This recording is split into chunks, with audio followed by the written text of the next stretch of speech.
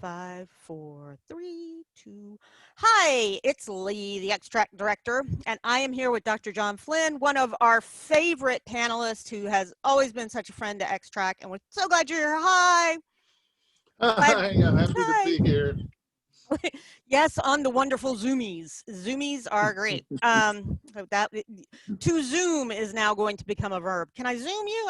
All right, whatever. You can. You can Zoom We, anybody. we won't say anything to your family at all about it. No, not at all. Whoosh. We're going to talk about Project Blue Book, season 2. Unfortunately, so far the last season. We'll see what happens. You never know. I know. The History Channel to me has always been one that's kind of funny about ending series, and that they'll sometimes all of a sudden go back and say, okay, well, we're going to make a couple more episodes, or we're going to do something to tie some of it up, or a special ending. So I never know. But we're talking Project Blue Book. So you always do all this great research. So how bad was season 2 versus the real Project Blue Book, and what was going on at that time? Do you know, I actually liked season 2 better than I liked season 1.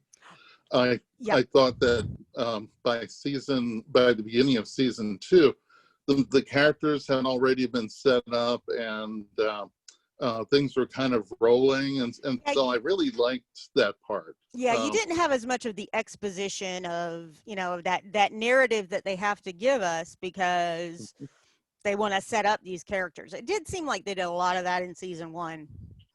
Exactly, and in fact, that whole lead-in with those UFOs over Washington D.C. What an excellent paving of the road, if you will, to get to season 2. I mean, I really did love it, and the fact of the matter is, we finally see Quinn in a jet chasing after those UFOs, and I thought, all right, we know that he's a captain in the Air Force. We finally get a chance to see him in his own element. Actually do what he's been trained to do. Yeah.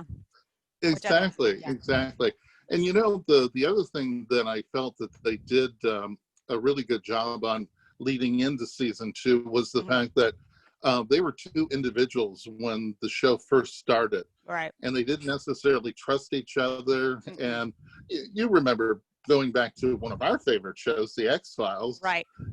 How it took several episodes before Scully was on board, Right. So, and I think especially in season 1, Quinn was still kind of upset, felt that this was a punishment detail a lot for him. Exactly. So yeah. Exactly. And so by the time we get to the beginning of the season, these 2 guys they've got each other's backs. And they have this sort of strange goal, and it's kind of weird. They want to show the generals that they know what they're doing, and they're going to keep getting assignments. But at the same time, they know that there's something out there, and they want to nail down exactly what that is. They want the evidence that that there is something out there. So I love the setup for the season. Yeah. Now, there we go. We got the setup, and what we liked were there. Yeah. And still, again, the actors are great in this. We love all the actors. I think they did a great job with the casting. I mean, this is not against the actors. So yeah. Not at all. In fact, Aiden, who plays Dr. Hynek, I hated that guy in Game of Thrones. Oh, really? I could not wait for that guy to be eliminated from the show. But that just goes to the strength of when you have villains who are so villainous, you really want to knock them off. Like Just let them go. I can't wait until you're going to get your comeuppance, and I exactly. Yes. And we're waiting for that to happen. Oh, yeah. Exactly, and it's going to happen. And so when they pulled this actor in to do Hynek, I'm thinking, oh, this guy's all wrong. Right. But actually, it just goes to show how good an actor Aiden really is in playing this role. I mean, he's the nerdy college professor, and believe me, I know that for a fact because, I'm a retired nerdy college professor. And retired, yay, onward retired though. Yeah. Yes, indeed. And so I could really relate to his character. And in fact, I think Malarkey is the name of Quinn. Mhm. Michael Malarkey, Michael. isn't it? Yeah. Michael Yeah. Malarkey. Yeah. I have it right here. I'm That's sure we're correct. that sounds like a Yeah. made up name, if you ask me. Probably. Yep. Probably. But he wasn't like the gung ho kind of guy that he was in season one. Mhm. He's much more reasonable, and I love the fact that he and Susie Miller, Mhm. my favorite TV girl at this point. Yeah, she's I pretty had good. I had to look her up. She's from Latvia. Oh, Uh, okay. yeah, her Oh, parents okay. emigrated to Canada, and Mhm. that's where she's working. And apparently, she's done a whole bunch of other shows. Oh, wow. But I love the fact that they have that relationship that they had as the episode first episode of the second season starts Mhm. in. It's the that relationship to me is for all of us guys out there that want to see these beautiful women wearing next to nothing sometimes. I mean, I know it doesn't do anything for you, but for us Oh. watching the show, I like that. Well, It keeps you me can always just, keeps you can my always, attention. yeah, well, you could always just, somebody without their shirt. I'm always happy with somebody without a shirt. If they ever, And you know, did we get Quinn without a shirt? I don't think we did, which Yeah, is really yeah, too bad. terrible because, come on, people, equal opportunity.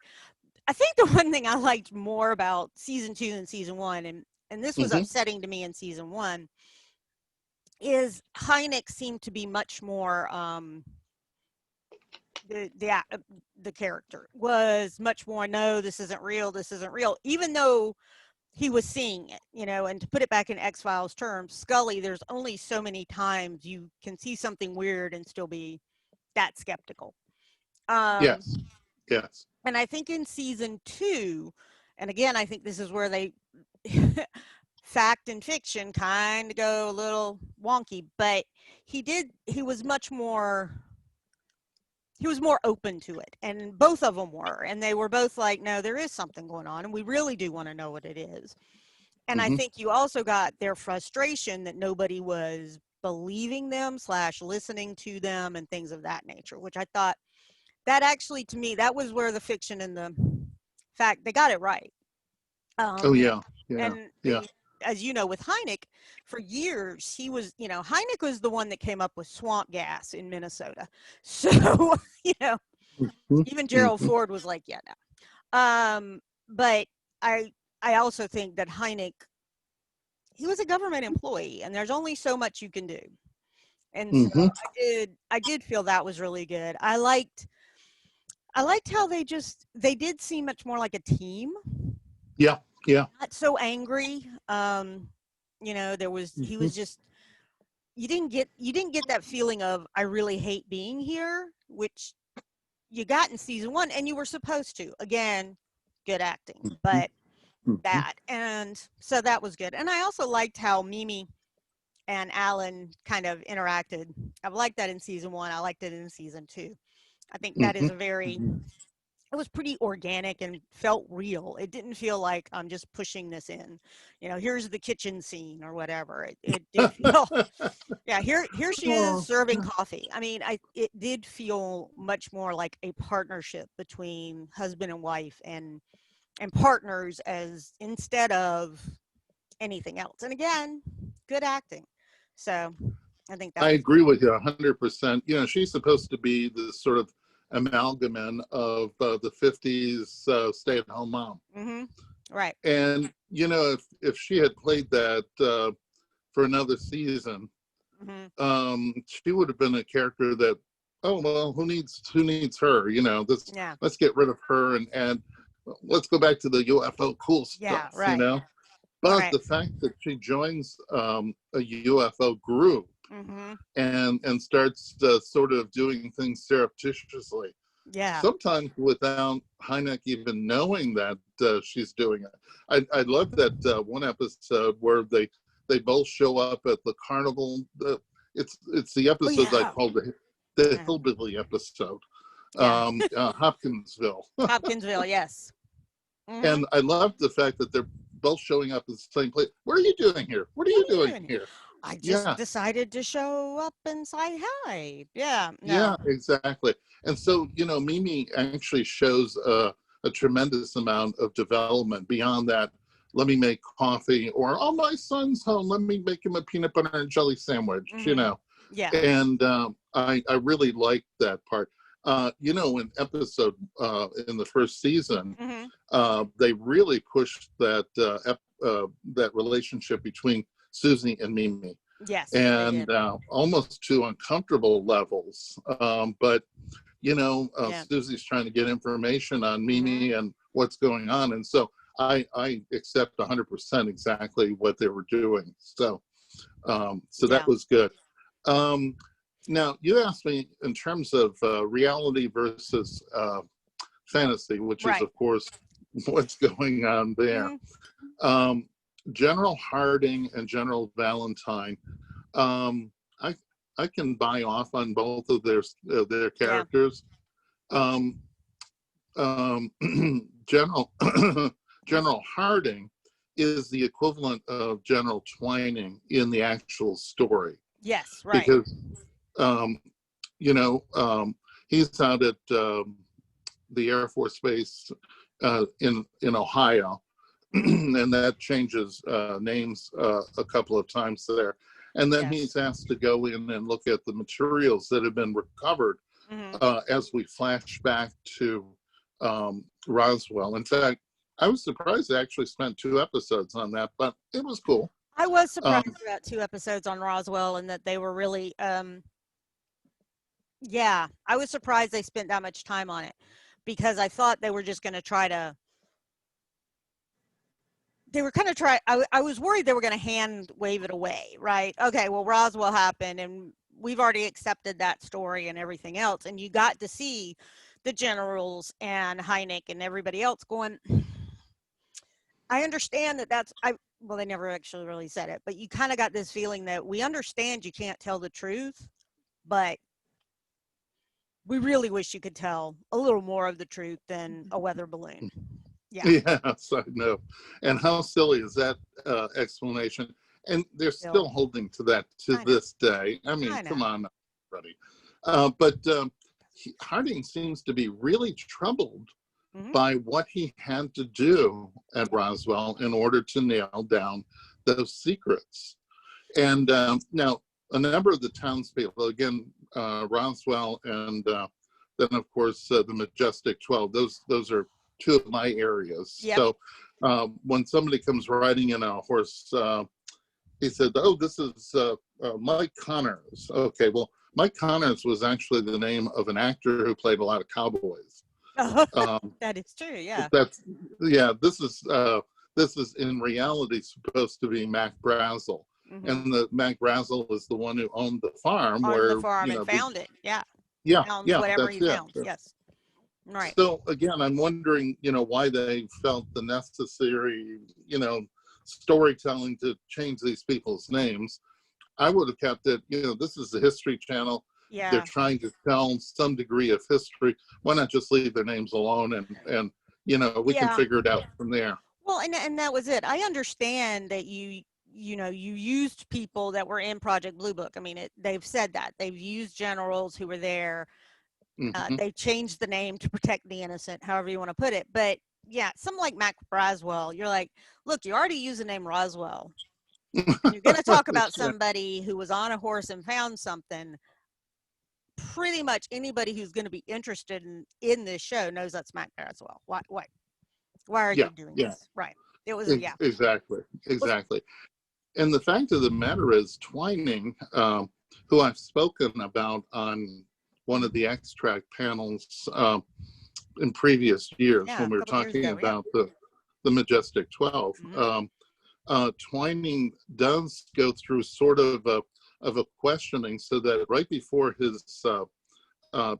passes away, Hmm. he tells his son that there was something out there, and we, being the Air Force and the military, were asked to cover it up. cover it up. but you know, he does tell his son this, and so you see the actor Neil McDonough, I believe is his name. Yeah, I think And so. if you're a Neil, Star Trek, so, yeah. yeah, if you're a Star Trek fan, you recognize him from one of the Star Trek movies, Star Trek First Contact. Oh, okay. And he played a minor role in that. But, you know, as you're watching him, he's going through something. In fact, I'm even surprised to see him going to church and having to confess. I mean, I found that very interesting. And then, of course, General Valentine is out there when he comes out of the confessional. So, well, and that gives you that feeling of nowhere are you safe to say anything, which was a very overarching, you know, in MJ and Majestic 12, in Blue Book, MK Ultra, which I wanted to talk about because that's one of my things, and I loved how they did that. But yeah, so you're right, because you're not. We can find you wherever, and they wanted to make sure you knew that. Oh yeah. And at one point he says, well, remember, there's Project Sign, there's Project Grudge, there's Project Blue Book. Oh, that was beautiful, because all of those things were created by the military, by the Air Force, to, you know, provide disinformation about what's really going on. And in fact, you know, Twining, when he created Project Blue Book, he said, yeah, I'm going to send these guys out and they're going to do investigations, but we know how all of the investigations are going to turn out. We already have the answer. We just got to fill in. We've got to fill in words for this report. We already know what we're going to say. Yes. Exactly. While at the same time, Twining is using the information, the factual information, in dealing with, you know, the companies that he's dealing with. Remember that, you know, they've got Boeing and Raytheon and Northrop Grumman, all of those big, all of those big companies. Stuff. Yeah, they're doing the reverse engineering that we were told about. So, you know, I loved having those guys. And you know what? The actor, I don't know what his name is, but the actor who was playing the sort of leader of the Men in Black, you may have all the names right there. I'm trying to look it up. I thought I thought his character was right on the money, because if I had suddenly discovered a Man in Black, that's Ian Tracy, the Fixer. The Fixer, exactly. The mysterious man who follows Dr. Hynek. Yeah. Right. Yeah, there we go. This is the actor I would have hired for that role, because he does such a great job with it. And he never, you know, even though Hynek is real close to making the discoveries, he never quite gives us. Nope. Yeah, even So though close. Hynek is close. And yep, that's it, you know. And it seems like he wants Hynek to come join his group, and does even seem gives like him that a coat. it was it was kind of, you know, it was kind of that big, you know, well, if you know, you don't have all the answers, but if you come with me, it's kind of like a really nice carrot at the end of that stick of, I'll find y'all, I've got all the answers, come on over here. And I think it was interesting. Again, we're always going back to X-Files on this. This was a great idea with Deep Throat. When you know, exactly. And of course, Cigarette Smoking Man. I mean, that kind of idea of, they know it all, you know. I love that. I love the episode Musings of a Cigarette Smoking Man, because it's like, you know, they'll never win the Super Bowl as long as he's alive. You know, everybody gets the same tie. And it was like, why does he hate them so much? He just does. We don't know. And those were the kind of things I liked. I liked those little bit of that. Now, you were talking about MJ-12. What I loved was in the episode where they were talking about MK Ultra and the CIA, and showing how devious everybody was. Whatever their special project was, everybody was devious about it. Everybody was disinformation, and look over there, you know, look at that squirrel instead of this, whatever we're really doing right here. And I got that sense of everybody being a little frustrated by that, but still having to do it.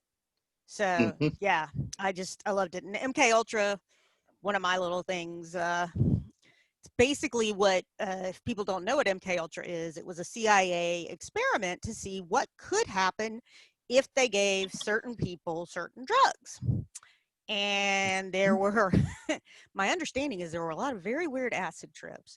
But there was also this kind of feeling that, well, if I do this, if they are psychic, it ups their psychic abilities, or it can make them telekinetic, or it can do all of this. And the best book I've ever read about it was a fiction book, which was Firestarter by Stephen King. If you read Oh, yes, yes, that's read the parts right. of that with the ranch, no, the farm, sorry, the farm, that's exactly what it was. And so it's Hmm. very interesting to see that in there. I liked how they did that. Again, it's the same thing. I like some of the Easter eggs they throw in. MJ12, MK Ultra,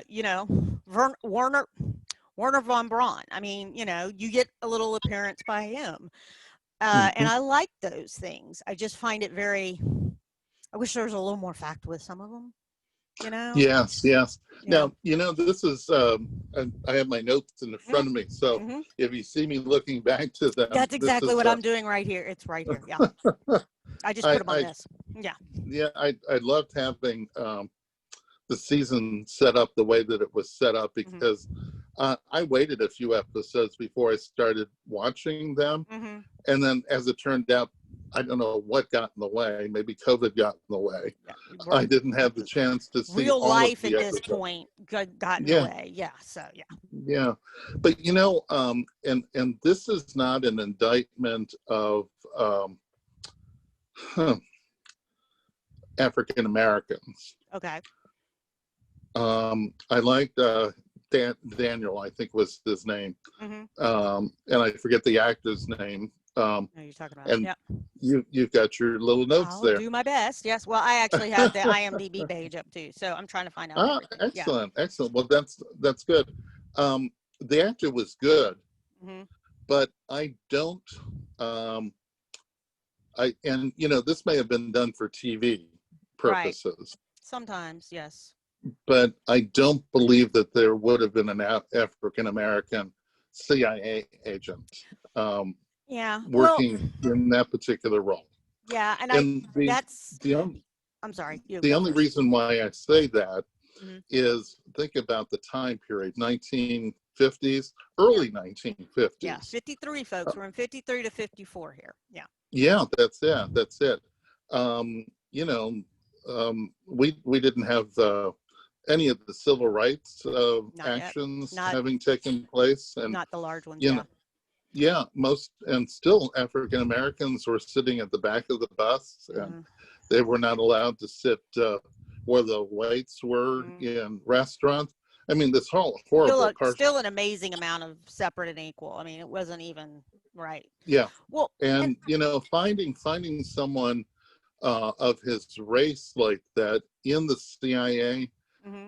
it just it boggles my Well, I think, imagination. and this goes back because you can probably see her over my shoulder, is I have a poster of Agent Carter. And sorry Ah, for the mess, okay. folks. Sorry for all the other stuff around me. Our house broke. We're finally able to get it fixed. We had a leak. It's not, the house didn't, like, Oh, so sorry. literally. Yeah. And so we've had to do all this renovation. And this is the best place for me to do it because I'm near the Wi-Fi. So I don't go out as much. Hmm. So sorry, thing. But I think with Agent Carter, I think in season 2, and Agents of S.H.I.E.L.D. did this as well, which was, y'all need to have a little bit of a chat. And I understand it for TV now, and I'm glad they do it because I think we need to see more diversity on TV no matter what. Of course, of course. Of course, right? And yet I do, whenever I see it, I almost wish, okay, can we have just a little exposition here? Just do a narrative. Tell us, that he was, what you could have said, he was a Tuskegee Airman, and that's how the I CIA love it. found Yeah. him, or something like that, Mhm. because I think we want to not be thrown out of a story for things like that. It's like Yes. if you had Yes. seen, like the Soviet double Susie being a spy for the Soviets made a lot of sense because that has been shown that they put them everywhere. And yes, they used women and they used whole families to do this. but I wish they'd done a little exposition there, because I think for some people, I just don't want them to try to make that a big issue on it. Just don't, because we need to see more of it, just as you were saying. So I like that. I mean, that's why I loved Agent Carter in season 2 moving out to Hmm. LA. I was like, Hmm.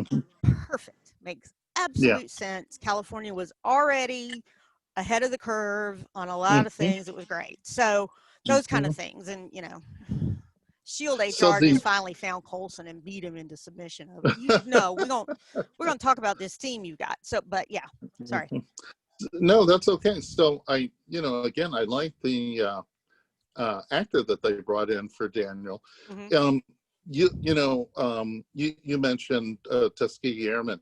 Hmm. I believe that there is a line that Daniel gives at one point saying, "My brother or my cousin was a Tuskegee Airman," but That I'd might have to be. watch the I'd have whole to watch it season again. Yeah. again just to see that my imagination isn't putting that line in there. Hmm. I would have also, I would have also accepted. He was at MIT or something like that, Hmm. and he was the highest kid at MIT, and they Yeah. brought him in. Of course, we know that the OSS Mm. was in World War II the forerunner of the CIA, Yes. and so again, I don't see this guy as being a veteran of the OSS from World War II. No. Again, mostly because African Americans were in separate units. They were grave diggers for the most part, which is Well, that's why terrible use of Tuskegee, of manpower. course, and that's why Tuskegee was such a Tuskegee Uh, Airmen was such a it- considered radical experiment. yes, exactly. I mean, George Lucas made a movie about the Red Tuskegee Tails, Airmen, yes. Red Tails, Oh, it's exactly. awesome. If you haven't seen it, it's awesome. Oh, I, yeah, yeah. as a history I buff, I agree. loved it too. Yeah. Yeah, Well, I agree with you. And so, again, I was also thrown out by a couple of the pieces of dialogue too. hmm. So it wasn't the fact that this was an African American man playing this role. Hmm. I was just thrown out because historically I would not have probably would not have seen that. But then they kept using. Is it okay to use four-letter words here? Yeah, this one's okay. We'll tell people. We'll put it on there that sometimes adult language is used. Yeah, we're fine. Okay, Good. okay. But people didn't use the word fuck in No, no. and there were a few other colorful Well, words that that's were used. it is funny because you think about this in 53, FUBAR and snafu Yeah. were Yeah. came back from World War II. And Hmm. FUBAR is, if again, excuse the language, fucked up beyond all recognition, which is FUBAR. Right. And snafu is situation normal, all fucked up. So so that wasn't a word that was used. I mean, it was used in combat, but then when they got back here, it was like, no, we'll just say we'll use snafu, or we'll start using snafu instead of, and that was normal. I mean, yeah. Hmm. So it wasn't. There were a lot of words that were used that we don't use now, which I'm very happy about. But there were Hmm. also words that were really not used often, and that was one of them. Yes. Yeah. Yes. And again, I know that this is a show being made in 2020 Yep. for 2020 audiences, Yes. Which but that's good, but yeah. it goes to such great lengths. In fact, Hmm. one of the comments I made last year when we were talking about this show was, they get the clothes, they get the Hmm. cars, they get the homes. I mean, they have so many of the details that are just right for that time period. Hmm. Early 50s, late 40s, early Oh 50s. yeah. And so I'm sitting back and really getting off on this. This is great, and then somebody uses the word fuck, or you bring in an African American playing this wonderful character again. Hmm. I'm It not was very complaining interesting about. character. Yeah, no, I mean, Yeah. I see the point. I mean, I think it is still funny though. From a historical perspective, seeing always have coffee served on a mug, a cup and a saucer, like, Yes. wow. Yeah, that kind of is. Those are the little things that I go, I, I couldn't have been there. I would never have been able to find the saucers, the all the mug. It would have been mugs, not cups. Yeah, it would have been all of that. So there is that. Well, let me comment about that for a second.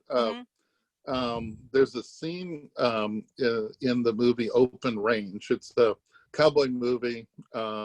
Robert Duvall is in it, and Kevin Costner, is in it. Okay. And I don't think I've seen it, but okay. Yep. Gotcha. Annette Bening invites them to sit down for coffee. Mm-hmm. And these are two rugged cowboys, and she brings out her fine china. Their fingers are so big and broken. Yeah. They can't get into the little ring of the. Yeah. No, right. Yeah, no. Trust me. As somebody who was raised by a grandmother who made her learn how to stir sugar in sweet tea without making noise, or else you had to start over. Things like that did happen, folks. Oh, I'm really sorry. yeah. But I So wanted again, to, yeah, sorry. But that's yeah. okay. I was just going to wrap it up by saying that. So again, I love the fact that whoever is working on this is really making an effort to get most of these details correct. Yeah, they are. And where they get all of these beautiful cars. Oh my goodness. Want one of those. I want one or two of those. I know. Cars. I just want one. I'll be very nice to it. I'm not going to drive, especially right now. I'm not going to drive it anywhere really far. Yeah, that's it. The other thing I loved about it, and you only really see it if you look on IMDb or whatever, where it has the episode names, because they talk about skinwalkers, which was a term and was talking about was a Native American term, and about people doing that, which was interesting, because then all of a sudden they're in Utah and they're talking about skinwalkers. I'm like, okay, kind of interesting. And the skinwalkers, if you don't know, look them up, because it's really interesting. But it is the belief that yes, there are aliens. They've come down repeatedly. They've talked to us repeatedly, and they're skinwalkers, and they're not that unusual. So you got that. And I loved Broken Arrow, which was used, which was an issue a lot of times. Whenever they would call, there's an X-Files episode of that too, because Broken Arrow was a, what is it? Well, my husband is listening to this saying it's a missing nuke, which it was true. Broken Arrow was a missing nuke if they couldn't find it. But it was also used as something was there and we don't know what it was, right? So if a crash or whatever, and I can't figure out, that was the code word they used for things like that. And so that to me was interesting. I liked how they did that. But you and I also talked before this got started about some awful things that they really kind of, those were weird Easter eggs. And as we get to the period where we're stopping this, yeah. But that's you must have been reading my mind, because I was just going to say, since we've already talked about all these grand things that they've done right. They still make stupid errors, and or they try to go places that you're just like, no, don't. Yeah, that's it. It. And by the way, speaking of Broken Arrow, you're obviously referring to the John Travolta movie. That was one, yeah, but it was also a military. That was a movie, but it was also a military term if they were trying to figure out where some nuclear weapons were on the other side, and they couldn't find them. So that was a part of it. Whenever I hear Broken Arrow, I think of the Jimmy Stewart movie, in which he plays a cowboy trying to make peace with the Indians, and they break an arrow, and they each keep a part. The chief keeps part of it, and he keeps a part of it representing the whites. And he says, may we never mend this, because if we mend this, then we're going to go to war. Yeah. So good point. Probably part of the reason they use the term. But yeah. But I my favorite scene. Well, actually, there are several favorite scenes, but I'll talk about one. In that last episode, Mimi gets called to speak with Susie. And that Mimi has been deceived by Susie. Susie tried to, make her best friends, and even something more than that, maybe. A little bit, a little tiny bit. Yep. Yeah, and again, that's something kind of unheard of from the 50s, but we know it was going on. At least. Yeah, right. Untalked about. They didn't talk about it, but yeah, right. That's it. And so when she has a moment, Susie grabs Mimi and whispers something to her. Mm-hmm. And we talked about this a little bit before we started filming. She whispers to Mimi, Mm-hmm. there's something in Joel's room, Joel being the The Heineck's son. son. Yeah. Mm-hmm. Who turns out to be an Academy Award-winning special effects person Oh, really? in Okay. real Life, life. I didn't know that. That's very good to know. Yeah, awesome. That was also one other thing I liked. Hynek, uh, the scene of him reminiscing while he's sitting at on the Close Encounter set, because he was a technical, and you actually see him in there. He's not a speaking part, but you see his little face. Sorry, but yeah. So it was going to Mimi. Mimi was going to her son's bedroom, Joel's bedroom, Yeah, and and yeah. the reason why she's going to the bedroom is, Susie said, I put something in there, blah, blah, blah. So Mimi has to go through the room. And again, I think the people who were doing the set design were trying to make it like a typical child's room from, a child 50s. growing up in the 50s. Yeah. Yeah. And so, again, we're thinking this is 53, 54. I was born in 54, so okay. right Yeah. around that. But my bedroom would not have had a metal Robbie the Robot in it. Yeah. In 1953. And why is that? Born yet. Even though I wasn't Because born yet. even though you weren't born yet, Right. They didn't have it planned for you. Yeah, but it's Exactly. because the movie didn't come out till 56, right? 56 or That's 57, right. So there are yeah. things like that too. And you brought up the other one to me that I think I disliked it so much, I just scraped it from the memory, was the scene at the pier, and there's a gentleman standing on the pier looking like he's helping unload big boxes of stuff. And you reminded me, I mean, he's got the Indiana Jones hat, he's got the jacket, he's got the everything. And you're just like, okay, you were just trying to be too cute there. I like some cute, but that's a little too cute. That was, right. The cute is the Close Encounter set, because that did happen. The too cute is really, seriously, no, no, he was a fictional character. There is no, yeah, right. There isn't, unless we find out something when other books are written, and that would be great. But as we're going to end this, as I talk about books being written, you have some books out right now. So can you name them for me? So the audience can hear them too, so they can find them and read them.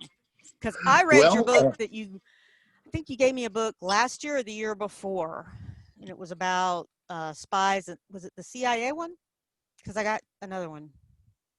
Well, my best-selling book so far has been my Murder on Air Force One. That's it. I don't know why I'm saying spies. Murder on Air Force One. Yes, because that was really a great read, folks. Kept me up. Oh, thank you so much for saying that. Well, you know what? This year, my girlfriend Natalia has been practically bending my arm while we've been fighting with COVID to the point of breaking, because she keeps saying, you've got to write the screenplay for that. You got to write it. You got to do it. Come on, get it done. So I did, and I started making the rounds right before COVID hit in Hollywood with it. And I have a producer now who has it, and we'll see if it actually gets made into a movie. But that's Murder on Air Force One. It came out a few years ago, and and if you like UFOs and things like that, that's part of the storyline in the story. But my new one is this. I'll put it out if everybody can see it. I don't know, too small maybe. I don't care. A little bit, but it said, just read the title of it. So yeah. So it's the sci-fi siren who dared love Elvis and other stars. And who's on the cover? But it's Angelique Pettyjohn. And I knew her for the last 10 years of her life, and she was what really incredible lady. She starred on Star Trek, and she made 40 movies, if you can believe that. And she was in 13 television shows.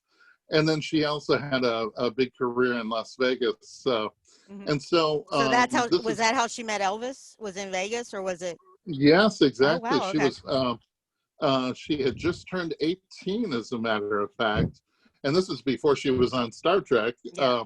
And she and Elvis hooked up, and she had a child with Elvis. And I'm actually now friends with Elvis Jr., Okay. Elvis Aaron Presley Jr., and he's a really great guy. But this is the book that And has it's come out. also Yep. on Amazon. That's what I was looking up while I was looking down listening to Yes. him. So it's right there, and it's about to go in my cart. Ha ha. There we Ah, go. excellent, excellent. Well, Yes. you know what? If you're interested in Hollywood and Vegas and things like Mhm. that, Angelique really made the rounds. And she and I were friends. Again, I met her at a Star Trek convention in 1982, Mhm. and we developed a really cool kind of friendship. And she Nice. passed away in 92. But just before she passed away, it was cervical cancer. She said on her deathbed to me, she says, you know more about me than anybody else in my life. And she said, I'm going to ask you a favor. I want you to tell my story someday. Awesome. Yeah. And 28 years later, Things here, came here up, is, that teaching part that you had to do for a while and oh my all of that. goodness, Yeah. that has a lot to do with it. But anyway, I've been so good with the publicity on this. Hmm. The Elvis folks. Oh, yeah. You got to either love them or hate them. But some of the Elvis folks don't like the fact that we're exposing that there was a child, and it Hmm. was someone not with Priscilla. Mm-mm. And then on the other hand, there are fan groups for Elvis Jr. And in fact, he just came out with a new CD in the last week, and Oh, wow. it Okay.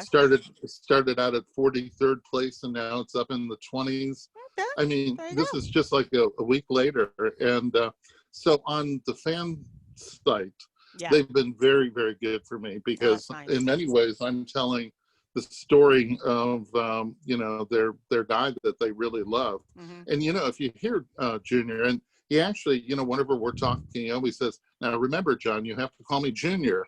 Junior. so I Okay. so I do, and That's and funny. But yeah. Junior is One of you, a Junior. very Yeah. humble person, but if you Hmm. hear him sing, he sounds so much like his father. Oh, It's so wow. amazing. Okay. Yeah, it's really amazing. So I'm So hoping go to look bring for that. him to. I'm Oh, hoping you're to hoping to bring bring him him? to DragonCon next year. I would love to. I keep telling him. I said, there are these fan conventions that are Yeah. on, and if you want to mix it up with the fan, he tells me he's a very big Batman fan, and Mm. there's a lot of people that dress up at At DragonCon as DragonCon is Batman. Batman in every Yeah, version so of Batman. So plus we have a exactly, exactly. Batmobile in the parade, which I always find cool. So Yes, that's right. That's right. So we'll see. I'm going to try to talk him into it. We'll see if that that's good. can work out or not. Well, But I'm just you glad know, that one's on Amazon because I just put it in my cart, and that's great. yeah, Yeah, and I'm yay, sorry I thank you. couldn't And remember the please, first one. It's my it's, COVID brain. I don't remember anything anymore. That's why I had to go and do it right now, or oh, else I my know, little I COVID know. brain will be like it's scattered. So, but we have to end right now, and I just want to say again, John, thank you so much for being on. This is always so fun to talk to you. Last year we did this too, and it was great. We're not with an audience, a panel, room, but 2021, the year of the epic, is what I am my term for Dragon Con coming next year. So it'll be great. So thank you so Oh, much for being amen. on. Have me And back next year, and we'll oh talk yeah, about season 3, hopefully. we'll see if they're yeah. Come on, history. You don't got that many shows on. You need some more. All right, guys. Well, this is it. We'll see you later. Bye. Wash your hands and Thank you.